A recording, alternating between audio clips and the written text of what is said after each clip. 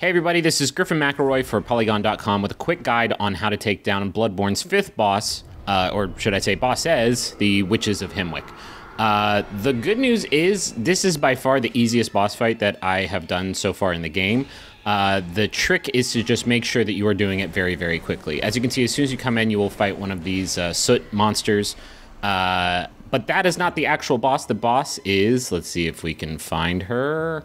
Come on. The real boss are the Witches of Hemwick, if you couldn't tell by the health bar. They are going to be invisible until you get close to them. There you see that red lantern giving you a clue of where they are. When you get close, there they are. They pop in, and you want to try and get in as many hits as you can, because after a few hits, they will disappear. Throughout the fight, these soot monsters are going to keep spawning in, but don't focus too much on them, especially early on.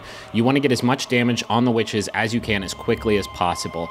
One thing that you may have trouble with in this fight is if you do not have a strong enough weapon to take those soot monsters down in a single combo, which helps prevent them from dealing any damage to you whatsoever, and B, not enough damage to take down the Witches of Hemwick fast enough. You may want to drop back and upgrade your weapons. The demon wolves in the area just outside this one drop the twin bloodstone shards that you'll need to upgrade your weapon. Here I'm using a saw cleaver, which I believe is level 5, and that did really, really well by me. I did not have much trouble with this fight at all. Once you get the Witch of Hemwick down to half health, another witch will start appearing. Again, you have to hunt for her in the same style, walking around looking for them, either their light to pop up or just for them to pop into existence. There you can see by hitting her, the health bar doesn't go down. That means it's the second witch.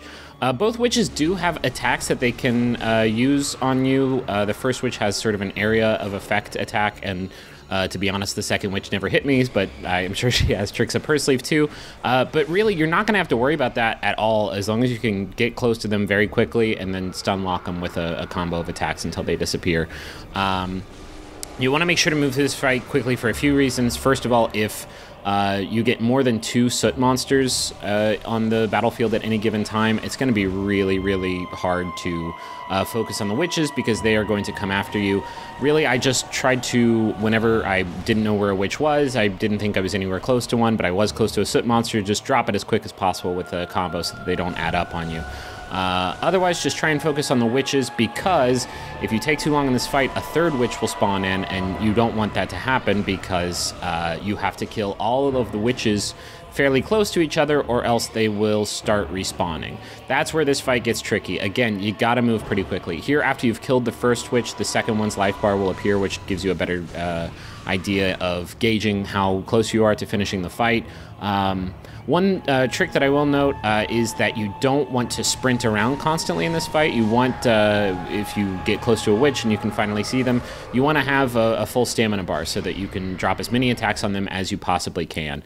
So don't just sprint around, because you're going to find yourself right next to a witch with no stamina left to attack it, and you're going to be in dire straits. So yeah, if you're having trouble with this fight, again, go upgrade your weapon, maybe boost your strength or skill if you're using a weapon that scales especially well with that. A good metric is if you can drop a soot monster with one combo, you're probably ready to take it down, and you don't have to worry too much about your vitality, because you won't take a whole lot of hits if you're killing things fast enough.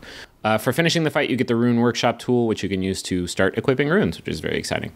That's it for this guide. I hope it helps. We will be back with more video guides on more of Bloodborne's bosses as we keep making our way through the game. Good luck!